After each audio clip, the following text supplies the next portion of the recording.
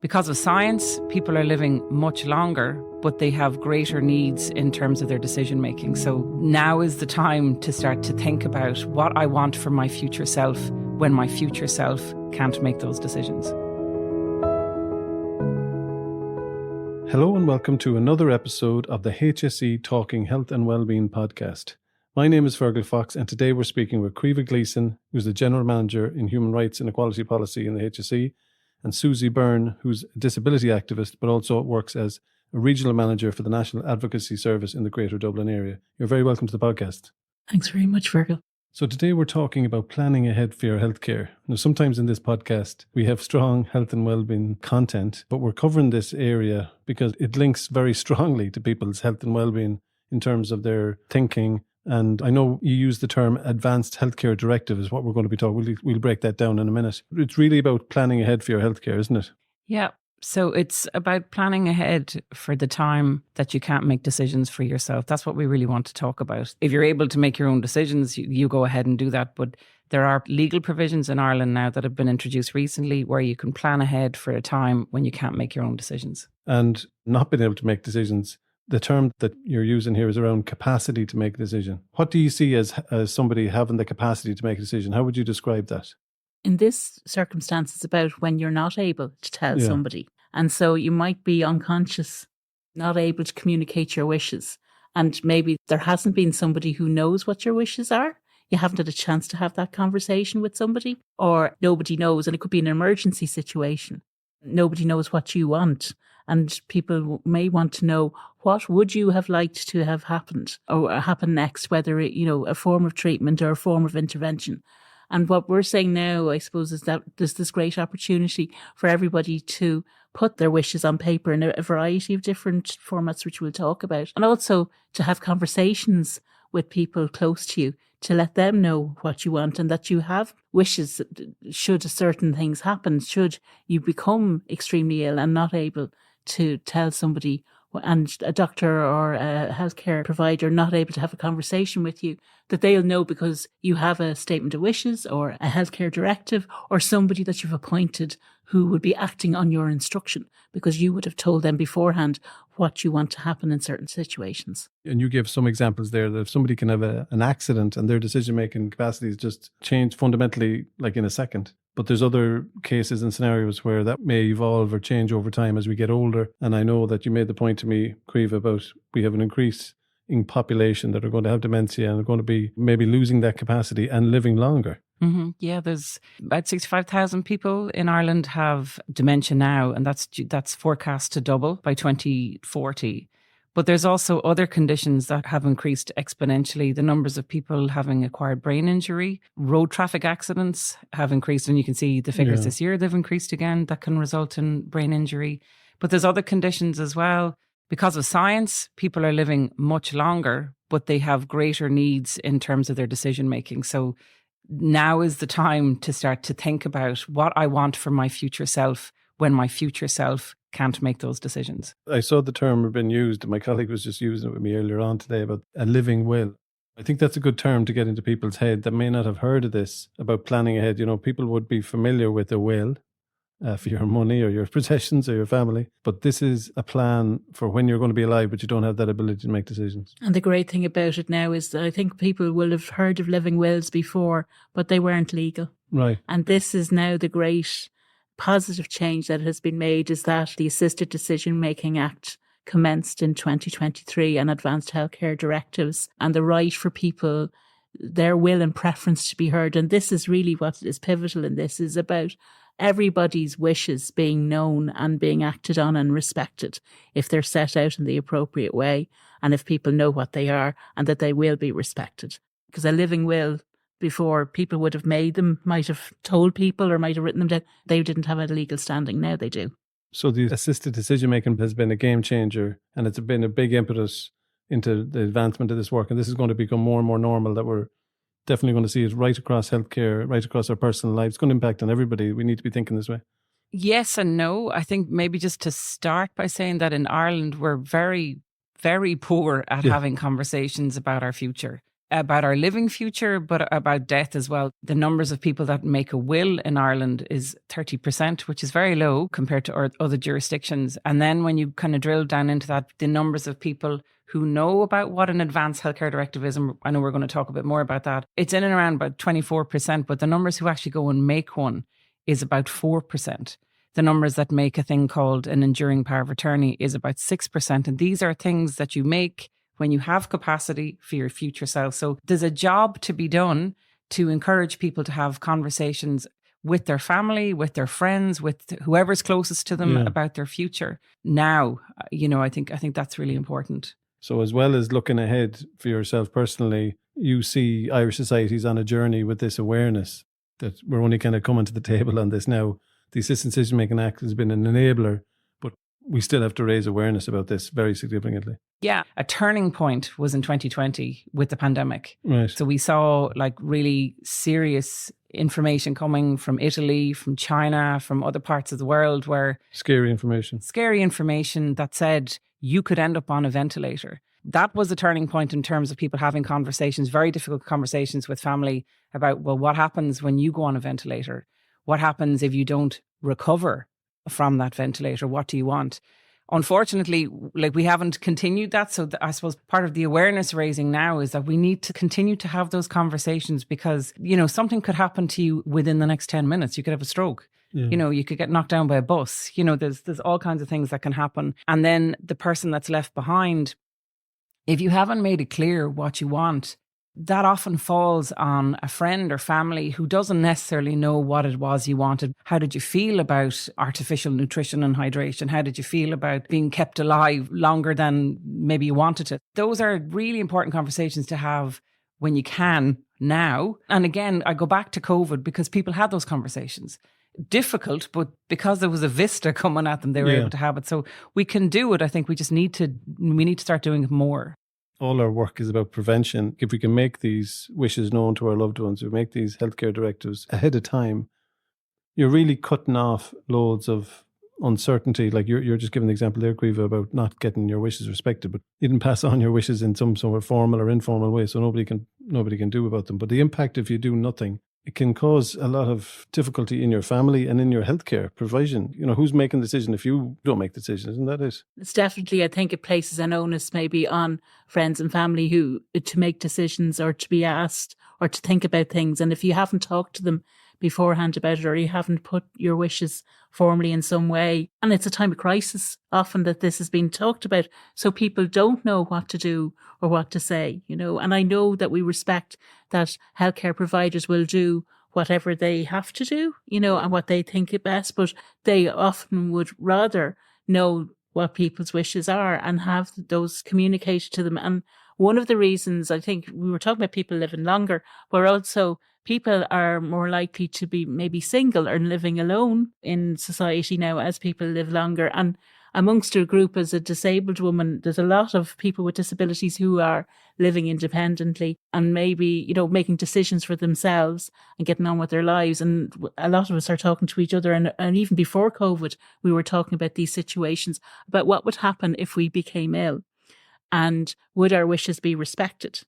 And one of the things that I experienced a time in intensive care 10 years ago where I was going in for emergency surgery, I made my wishes known as to who the person who should be spoken to, if I'm not able to, should be. And unfortunately at the time that didn't happen. They weren't able to access information about me and they weren't consulted. Right. And indeed it was a family member instead who was. I'm okay with that, but that wasn't what my wish was, initially. What that meant for me, and it demonstrated to me that it was really important that when we have these arrangements in place now, that I can make my wishes known and that I can tell my healthcare providers, but also tell the people who I want to ensure my wishes are followed, that's all in place. It was really distressing at the time. I wasn't aware of what was going on because I was ill, but for my partner at the time, it's extremely, really upsetting. Especially if you've passed on. They weren't able to, find out where I was. They were told that they couldn't receive information about me.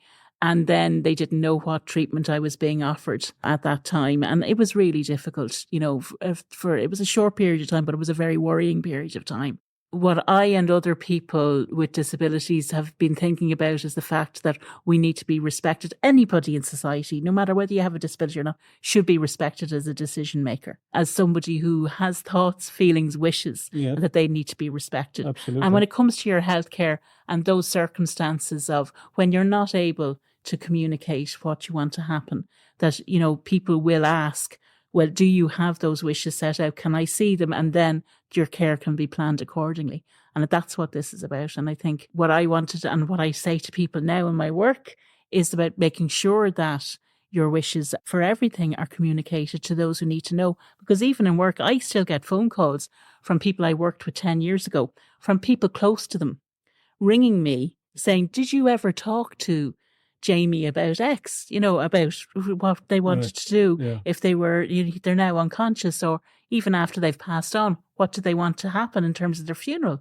So it's all of those things where those conversations didn't happen at the time, and then people are scrambling at a time of high emotional distress to find out what happened. I think that's a key point, isn't it? That if you leave it till that place where your emotions are in turmoil and you're upset, or, anybody close to the person that, something has happened to, or even if it's been a gradual thing, you're still a family member, you're upset. There's loss there at some level, that you may be grieving that person's capacity that they've lost. So it's very, very sensitive, and it's a bit dangerous to leave it to that time. It's unlikely that everybody's going to be thinking with a cool head, and you're not planning ahead essentially at all. You've lost that opportunity to plan ahead, haven't you? To give you an example, so say you've a big family and no one has talked to mum to find out what does mum want. What did mum want if she had a very significant stroke, which the chance of recovery are very limited, but there's 7 or 8 people in the family and they're all pulling in different directions. That's it's distressing for mum, who's at the centre of this. It's really distressing for the siblings who are all pulling in all kinds of directions. But ultimately, it's really distressing for the healthcare professional who's trying to make a decision, but has all of this conflicting information. Even if you can do something really basic as have a conversation. If something happened, whatever it is, and again, it all depends on the scenario. If something happened, what would you want? The 3 of us could ask each other right now what would happen. And for someone like me, I find it quite difficult to plan ahead of that, but I have faith in doctors and nurses and healthcare professions. So my wishes are that they make the best possible decision at that time. I've had surgery on my own. I haven't had anybody else with me because I didn't want them with me. And I probably would be like that in the future. I trust science. But not everyone is like that. I have a sister who's the complete opposite to me, and she doesn't want any intervention. She's had non-interventionist childbirth. It's so particular to the person. And if you have lots of people in a family or lots of friends, it's their issues that are coming, not the person's. That's what's really important here, to get to the core of what is it that you would like. People that have very strong religious faith will say, well, I believe in God. I put my faith in God. But if you haven't had the conversation, you're just making it up. And I think that's what we really want to get to, that you hear what the person wanted or what they would have wanted in this situation. What can I do to plan ahead then? Like you mentioned, conversations between family members. Is that a good place to start with this? With family members or with friends, to have that conversation, say, look, I'm thinking about getting my affairs in order and I want people to know what I want to happen in certain situations. The great thing about the tools that are available to people in this is that they're free.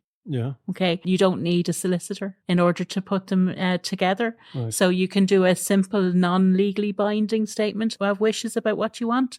Or you can go and you can make an Advance Healthcare Directive and you can discuss with your family and friends about that with your GP, I would think is probably important. And then also with, if you are having treatment or going to hospital, making sure that they're aware of it and bringing it with you should you be admitted, into hospital, but also just having people aware that you have this directive in place. But it's really important that you let somebody know about it. You can move a bit further and have a representative appointed to carry out those wishes, but you don't have to nominate somebody. Some people just want to make the statement, have that available, have people have access to it rather than give somebody the responsibility of it. Other people would like to say, I want my brother, my father, my son or daughter or my friend to be my representative and that they will do what I want. And the thing about it is that you can decide to put into this, and it's probably better that you make it clear rather than something that's vague. So you can say that you want intervening treatment in terms of Like, resuscitation, Okay. ventilation,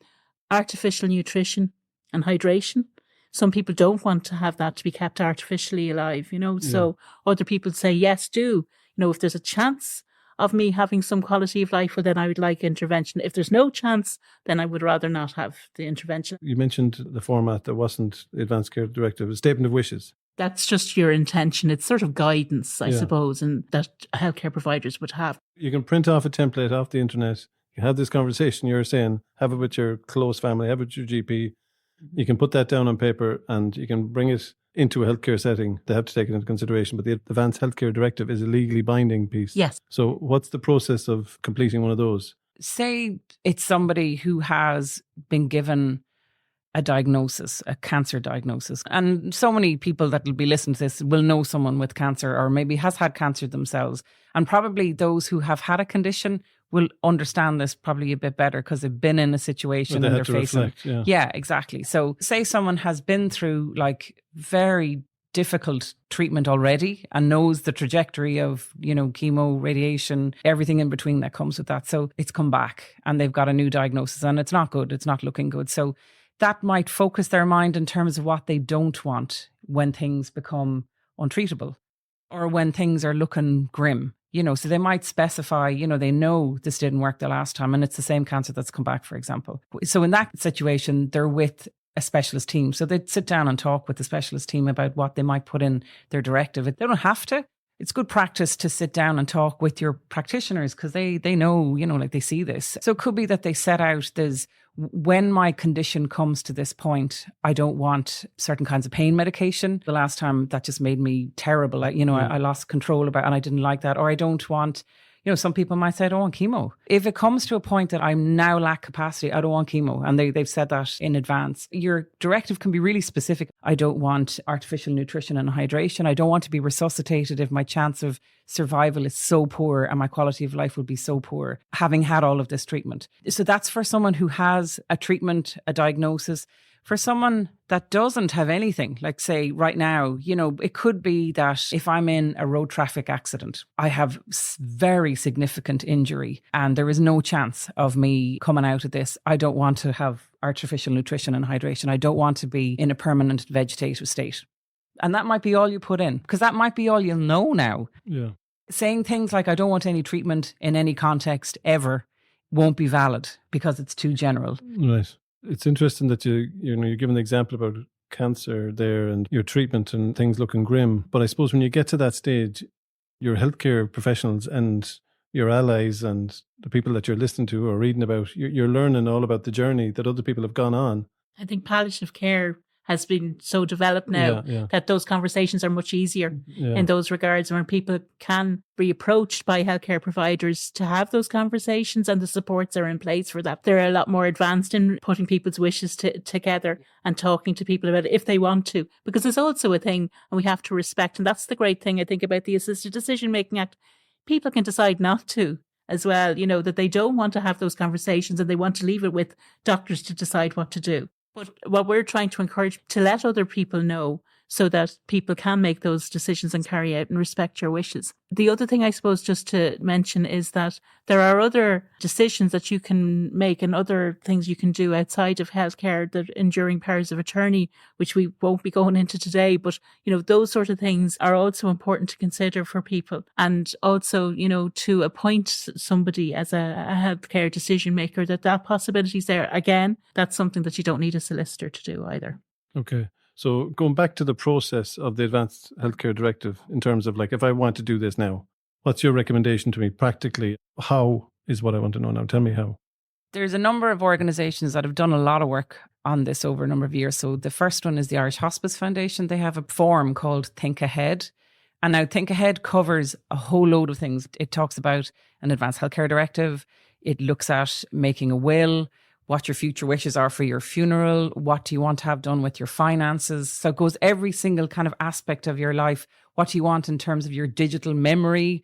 So it's a brilliant, it's a brilliant Where are all the piece of passwords? work. All your passwords, your Facebook profile, all of that. So they've done superb work. What I would say is go to think ahead. Just even if you Google thinkahead.ie, it'll bring you to the form and then you'll see all of the stuff. And even if you just started to look at that first, to get familiar with that and to start to think about your future self, you may eventually come to the Advance Healthcare Directive piece, but I think that would be my go-to.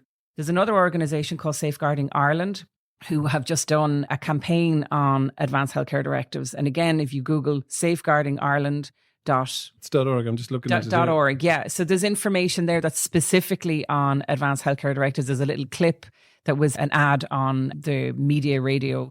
That's helpful just to listen to, but I think that's a good place. One other organisation then is an organisation called the Decision Support Service. They have a form as well that you can download, and it's a very simple template that is for an Advanced Healthcare Directive. It also has explanatory notes to tell you what it is you need to think about or not think about. As both of us have said, you could start off with just one thing.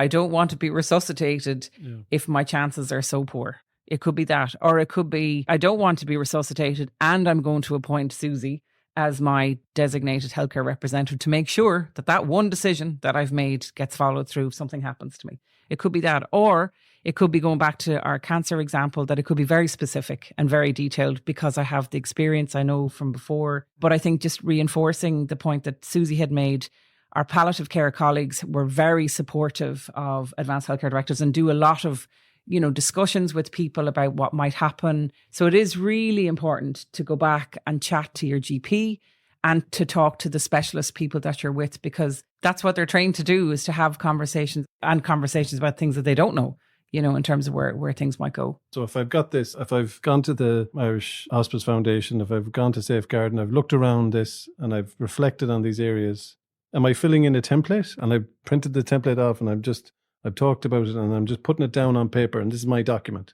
That's it? Well, there's a couple of formalities that you have to do. You have to have it witnessed, and then it specifies who those witnesses are. Once you have it witnessed, and again, it sets out who exactly the witnesses need to be and that there's no coercion or undue influence. It doesn't need to be a solicitor. What's really important is if you have identified somebody as your healthcare representative, that you've asked them and that they know that they're your representative, because there's no point them not knowing about it. The second thing then is that they must have a copy of it. They need to know what's in it. The same with the will. Like, you'll identify people in your will that are going to, your executive and maybe trustees.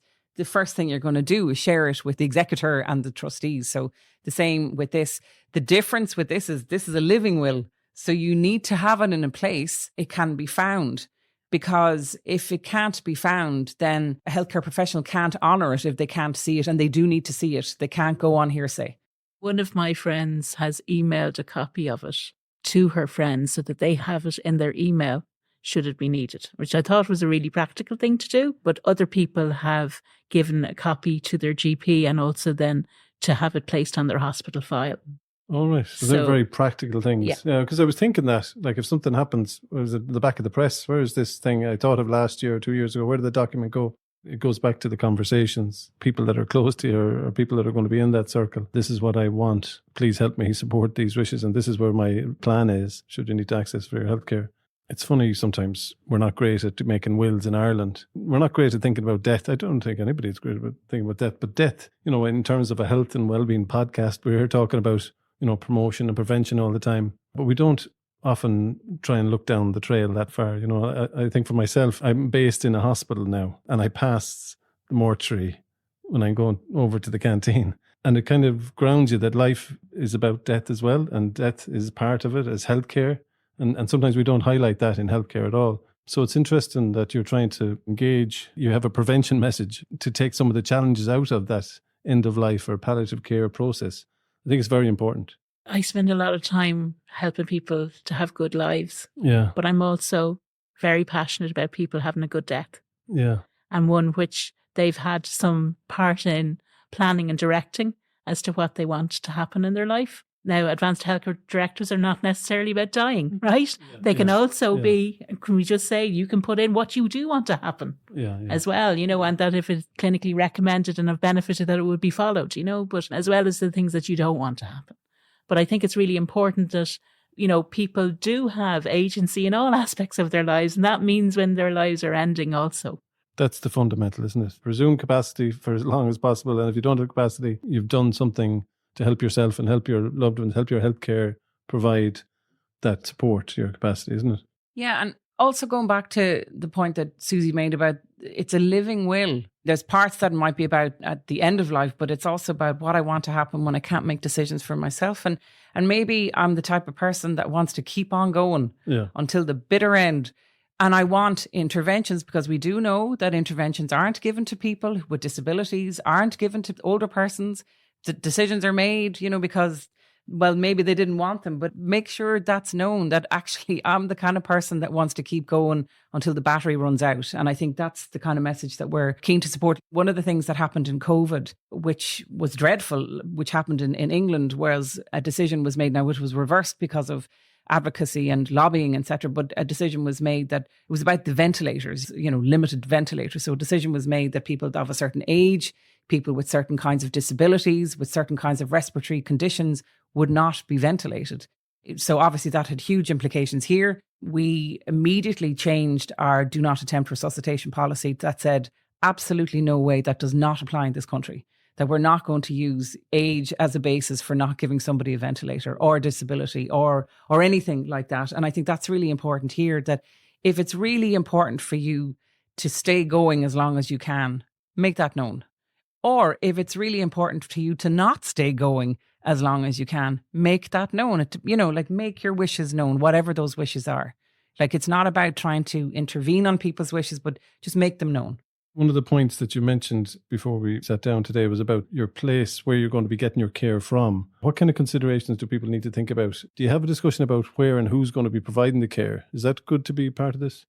I suppose if it's one of the things where you don't want to be in a long-term care facility where you don't know what's going on, right, and that you can't have a quality of life, you want to put that into an Advanced Healthcare Directive, then it's important that those wishes are known, so that if clinicians felt that they could intervene to keep you alive, but you don't want to be kept alive in a situation where you're artificially supported through nutrition or medication and you're not able to have conversations or be aware of what's happening around you. I suppose in that way, I don't think that people can say, no, I don't want to go into long-term care in Advanced Healthcare Directive, but they can talk about the interventions that might be an option for you that you don't want to be followed. Or another aspect of it as well is that you have the conversation. I mean, people are having conversations like this now. We've exhausted everything, like most people, not everyone. There are people that are choosing to live in shared care, shared accommodation, because they don't, they're on their own. There's lots of really amazing models across Europe, actually, where there's shared care,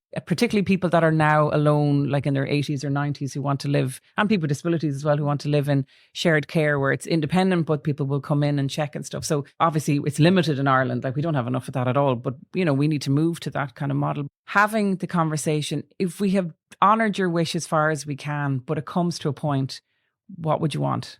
That's a very hard question to ask anybody, but it's still a really important conversation to have, and then have that recorded. Like, an Advance Healthcare Directive isn't for that, but it is about recording what your loved one or, the person that you've supported, what they said they wanted at that point in time. When is the best time to make an Advance Healthcare Directive in one's life? When you're well. When you're well. I think it's probably to start off now.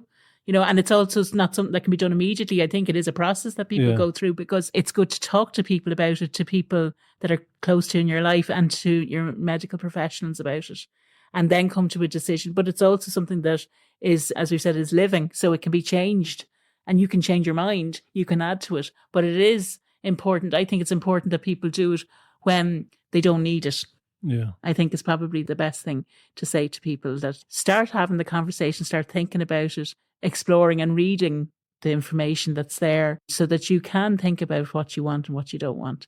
And so that you have your thoughts set out and people are aware of them, and tell people about it when you've done it, so that they know about it. The other thing as well is that our legislation is written in a way that you can make it at the very last minute as well. Because, again, another example, I live in a county where we've lots of car accidents. So car accidents are always at the forefront of my mind, where you've been in a really serious car accident. You're still conscious, but it's not okay. So you can make an Advanced Healthcare Directive there and then, and you can say it to the emergency services there and then, and you can write it down, or you can tell them, look, please record this. If by the time I get to hospital, things are looking really bad, I'm not going to make a full recovery, I don't want to be resuscitated, or I don't want to be machines. Our brilliant policymakers put that in place so that you could do it at the last minute. Or, for example, another one would be, you've written something. I don't want any intervention.